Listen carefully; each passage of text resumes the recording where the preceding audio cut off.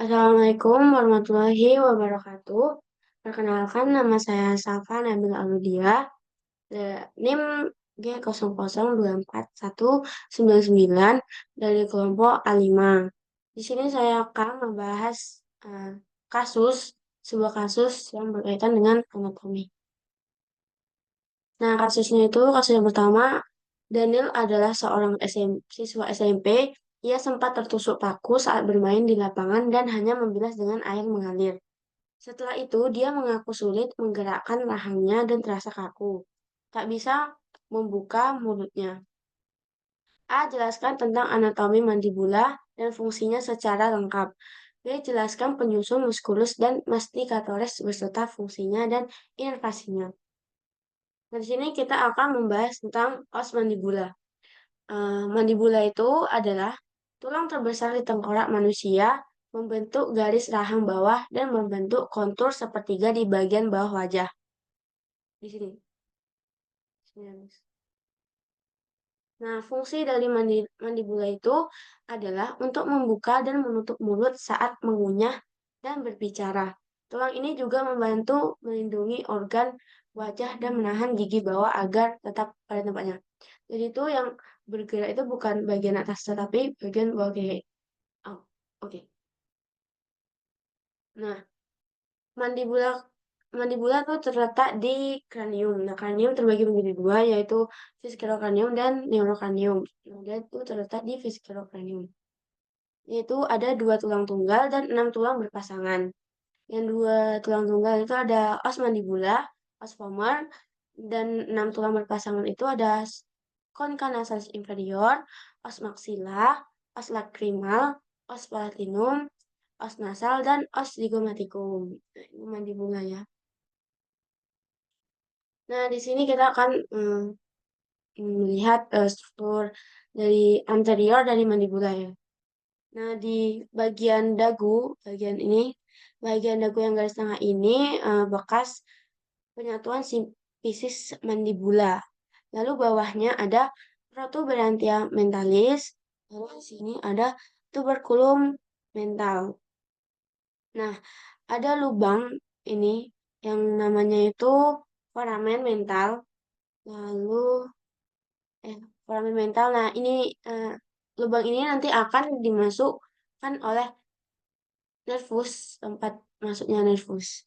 Lalu di bagian samping ini ada ramus mandibula. Ramus mandibula.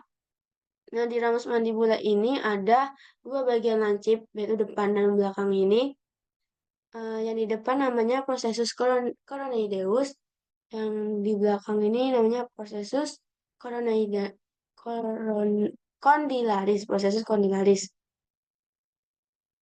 Lalu kita lihat dari bagian posterior. Nah, dari posteriornya ini ada processus condylaris dan di sini ada caput mandibula atau kepala dan lehernya itu ada kolum mandibula. Nah, di sini ada bagian tonjolan yaitu spina entalis, atasnya samping ini ada fossa discatrica, lalu ada simfisis mandibula, ini foramen lingual, lubang, dan foramen mandibula ini, lubang ini akan dimasuk atau lewati oleh nervus avicularis inferior. Lalu tonjolan ini namanya tuberositas pterygoidea. Dan ini struktur lainnya. Nah, di sini kita akan membahas penyusun musculus masticatores, fungsi dan inovasinya. Yaitu yang pertama ada musculus masseter, adalah muskulus berbentuk persegi panjang dengan tiga lapisan superficial, dalam, dan intermediate. Nah, otot masseter, asal muskulus masseter ini adalah lengkung dari zigomatik inferior dan 2/3 anterior lengkung zigomatik dengan koneksi ke aspek posterior tulang zigomatik. Nah, fungsinya itu untuk mengangkat mandibula dan mendekatkan gigi.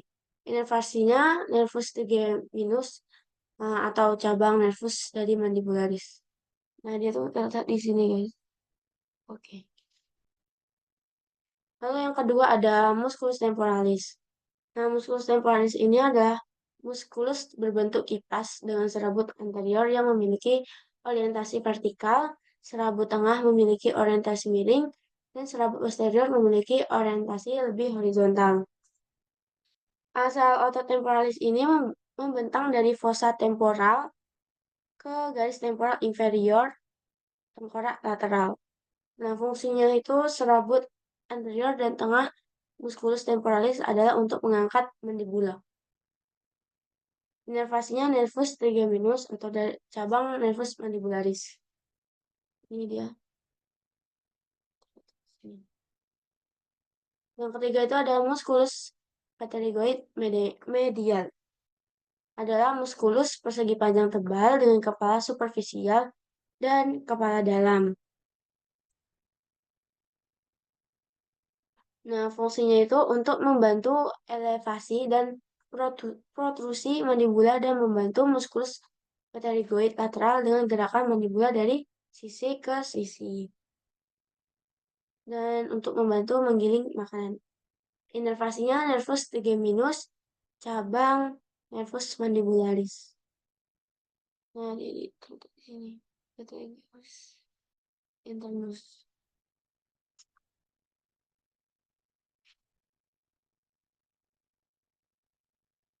Lalu ada pterygoid lateral. Nah, musculus pterygoid lateral ini merupakan otot utama fossa temporal inferior. Asal kepala bagian atas musculus pterygoid lateral ini adalah permukaan temporal inferior sayap mayor tulang sphenoid. Kepala bagian bawahnya itu berasal dari aspek lateral lempeng pterygoid lateral tulang sphenoid. Nah, fungsinya itu sebagai satu-satunya muskulus pengunyahan yang menyebabkan depresi mandibula. Inervasinya sama, yaitu nervus trigeminus atau cabang nervus mandibularis. Typo. Nah, ini dia letaknya di sini. Panah. Sekian dari saya. Bila ada salah kata atau kesalahan dalam menulis, mohon dimaafkan. Selanjutnya, saya akan membahas kasus yang kedua dari sebelumnya, kasus satu, yaitu kasus kedua. Nah, di sini kasusnya LO-nya seseorang merasa lemas pada tangan, tepatnya di gigi 1-3, tidak dapat berkontraksi saat jari digerakkan untuk menggenggam. Nah, A dijelaskan inervasi pada muskulus di regio anterbrakii dan manus. B jelaskan anatomi pada muskulus regio anterbrachium beserta kinesiologinya. Nah, sini. Oke. Itu kita akan bahas inervasi anterbrachiinya. Di sini saya sudah membuatkan tabel, yaitu untuk muskulus brachioradialisnya lokasinya di lateral anterbrakii, inervasinya nervus radialis, fungsinya itu untuk fleksi siku. Lalu muskulus pronator teres, lokasi anterior proximal, inervasi nervus medianus, fungsi pronasi lengan bawah. Lalu muskulus flexor carpi radialis, lokasinya itu di anterior, inervasinya nervus medianus, fungsinya untuk fleksi dan abduksi pergelangan tangan. Lalu ada musculus palmaris longus, lokasi di anterior, inervasi nervus medianus, fungsi fleksi pergelangan tangan. Lalu musculus flexor digitorum profundus, lokasi anterior, inervasinya nervus medianus untuk 2 jari dan 3, dan nervus ulnaris untuk jari 4 dan 5. Fungsinya untuk fleksi jari pada persendian distal. Lalu musculus flexor pollicis longus, lokasinya anterior, inervasi nervus medianus, fungsi fleksi ibu jari. Lalu yang terakhir musculus pronator quadratus, lokasi distal anterbrakii, inervasinya nervus medianus, fungsinya untuk pronasi lengan bawah. Nah, yang selanjutnya itu inervasi manus. Untuk muskulusnya, muskulus abductor pollicis brevis, lokasi di tenar, inervasinya nervus medianus, fungsinya untuk abduksi ibu jari. Lalu muskulus flexor pollicis brevis, lokasi tenar, inervasi nervus medianus, bagian caput superficialisnya, lalu ada nervus ulnaris untuk caput profundus. Lalu fungsinya itu fleksi ibu jari, lalu musculus opponens pollicis, lokasi di tenar, inervasi nervus medianus, fungsinya oposisi ibu jari, lalu ada musculus abductor pollicis, lokasi di adductor pollicis, inervasinya nervus ulnaris, fungsi adduksi ibu jari. Lalu musculus abductor digiti minimi, lokasi hipotenar, inervasi nervus ulnaris, fungsi abduksi jari kelingking. Lalu ada musculus flexor digiti minimi, lokasi hipotenar, inervasi nervus ulnaris, fungsi fleksi jari kelingking.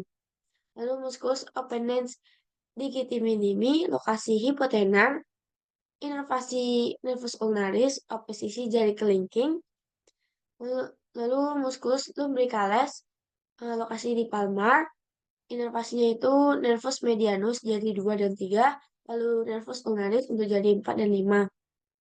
Fungsinya fleksi metacarpophalangeal, join, dan ekstensi interphalangeal.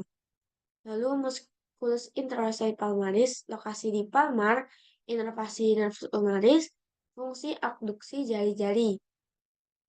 Yang terakhir musculus interossei dorsalis, lokasi di dorsal, inervasinya di nervus ulnaris, fungsinya abduksi jari-jari. Nah, di sini untuk regio anterbrachiumnya, regio anterbrachium ini terbagi menjadi 2 bagian atau kinesiologinya, bagian ventral dan bagian dorsal atau fleximanus. Nah, di bagian ventralnya ada terbagi dua lagi, lamina superficialis atau lamina profunda. Nah, lamina superficialis ini ada musculus pronator teres, musculus flexor carpi radialis, musculus palmaris longus, musculus flexor carpi longus, musculus flexor digitorum superficialis. Nah, ini terletak di origo epicondylus medialis humeri. Inervasinya nervus medianus kecuali untuk musculus flexor carpi ulnaris, itu nervusnya nervus ulnaris. Yang B, lamina profunda, ada musculus flexor digitorum profundus, musculus flexor pollicis longus, musculus pronator quadratus. Inervasinya nervus interoseus anterior cabang nervus medianus dan nervus ulnaris untuk bagian ulnar untuk musculus flexor digitorum profundus. Nah, di sini ada letak-letak dari muskulusnya di anterbrachium, yaitu di bagian fleksornya ini ada flexor carpi radialis di sini, zoom. Lalu muskulus flexor carpi ulnarisnya di sini, lalu flexor digitorum ada di sini, di sini, di sini, guys. Lalu untuk bagian pronator teresnya ini, ada musculus brachialisnya ini. Lalu untuk lamina profundanya ada di flexor quadratus.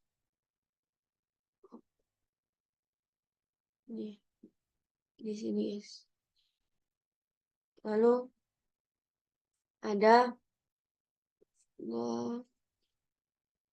lamina ini flexor digitorum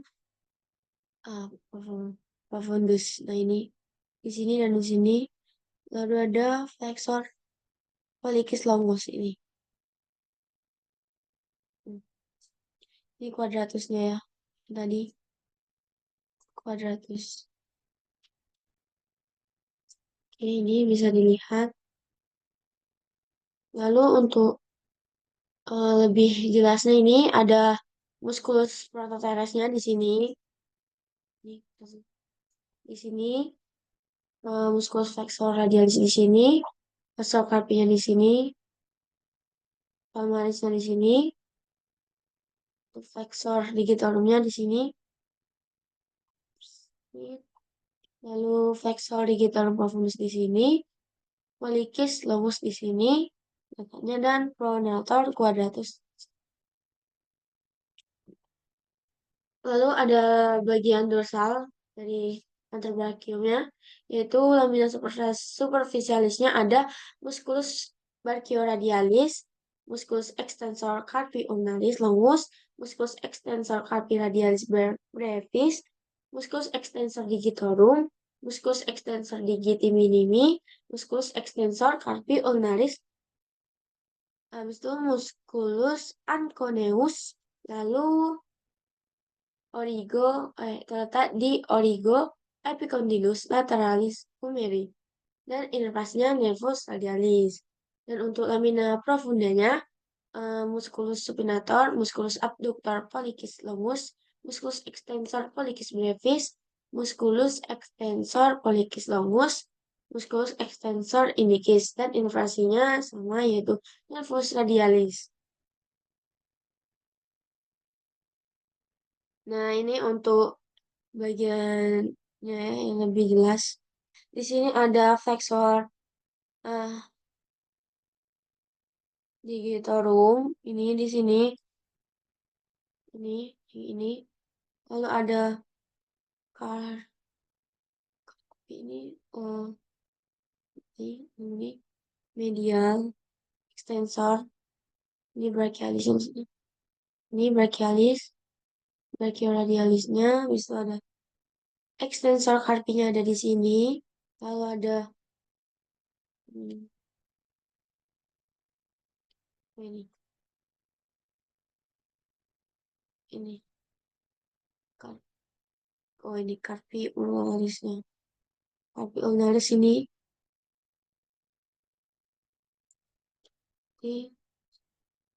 lalu di bagian lamina profundanya ada di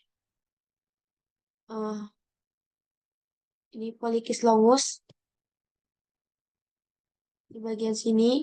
Lalu di bawahnya ada extensor indicis. Di sampingnya ada spinator, musculus spinator.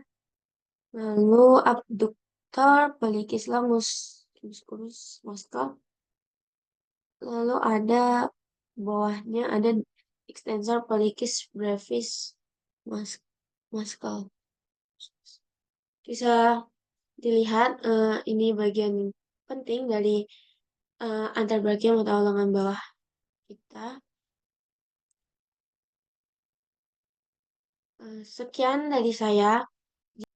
Baik, selanjutnya saya akan melanjutkan membahas kasus yang ketiga, kasus yang terakhir, yaitu seorang pria 23 tahun mengalami cedera lutut saat bermain futsal.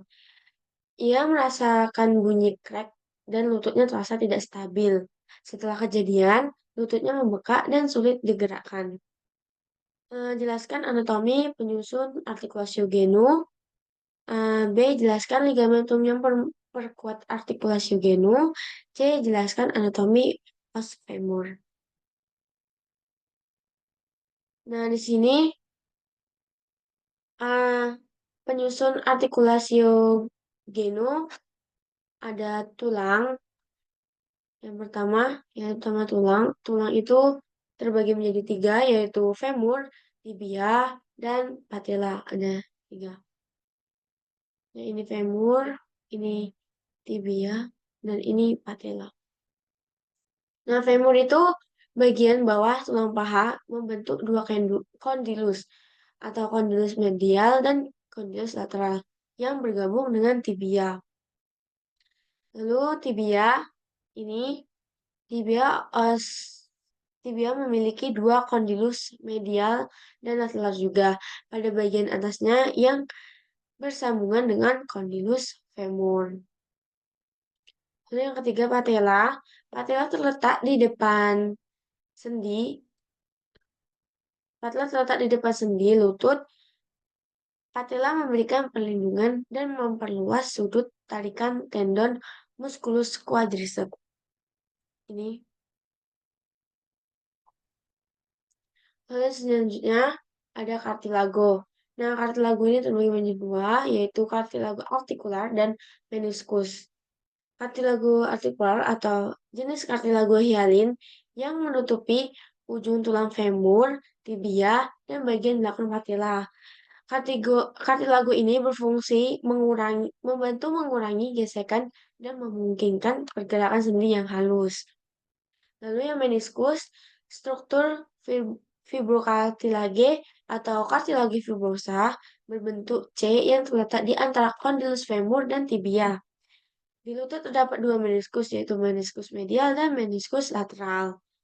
Fungsinya itu sebagai bantalan menyerap beban, menjaga stabilitas sendi, serta meningkatkan kecocokan antara tulang femur dan tibia.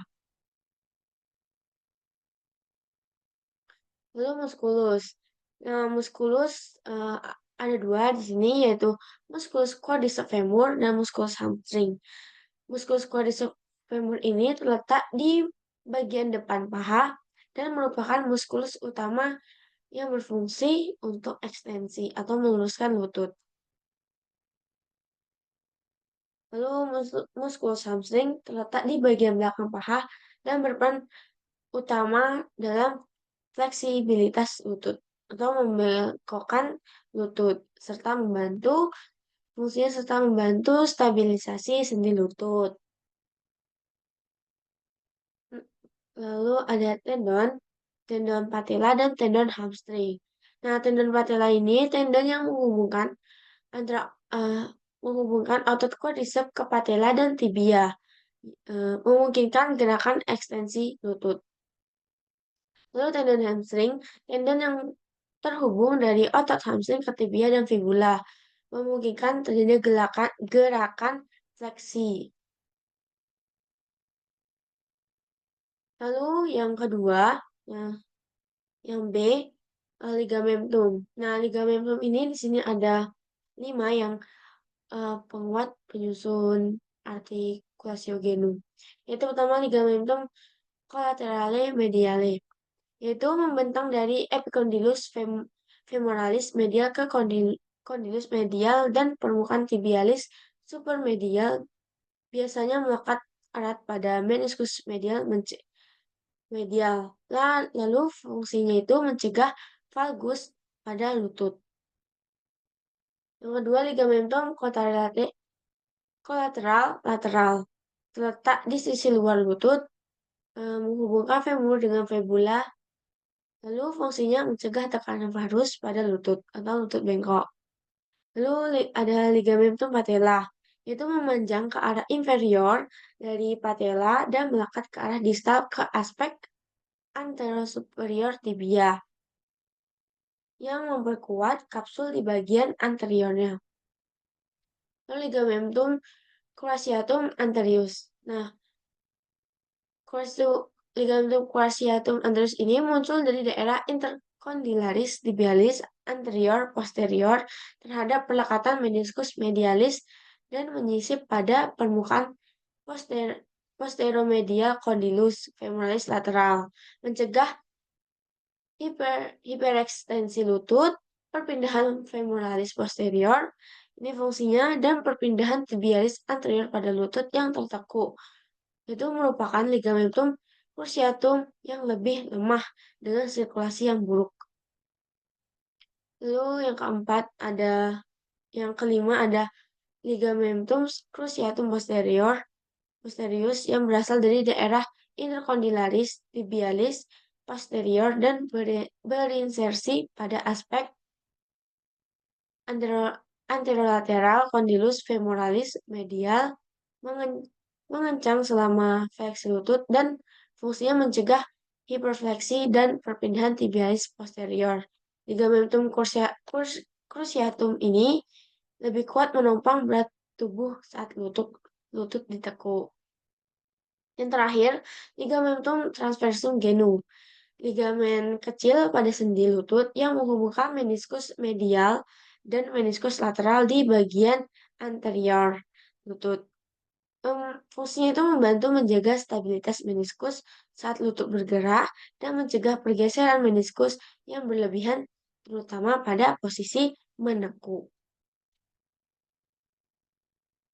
Nah, yang C, di sini ada struktur os femur, yang dimana di sini ini dilihat dari ventralnya, yaitu di proksimal, kok dari dilihat dari ventral di proksimal, corpus emoris terletak di trochanter mayor di sisi lateral dan trochanter minor di dorsal medial.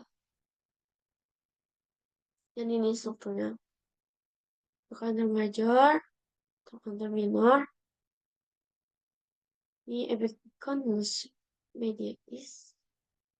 Dan ini kepalanya obat femoris dan lehernya kolom femoris. Ini minor. Lalu di sini ada tampak medial. Tampak medial.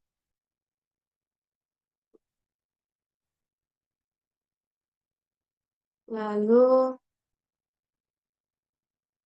yang terakhir ada tampak dorsal yang dimana dilihat dari dorsalnya ini, linea aspera berperan sebagai apofisis oriogo musculus quadriceps femoris serta insertio beberapa muskulus kelompok tor. Ini tampak dorsal, yang di sini ada koputnya, column, dan ini yang menonjol ini trochanter minor, dan ini ada tonjolan kasar, yaitu labium interalia, labium medial atau linea aspera. Ini ini condylus medialis, dan ini ada lubang atau cekungan gitu, yaitu fossa intercondylaris. Ini tonjolan, yaitu trochanter major, mayor. Ini linea, dan bisa dilihat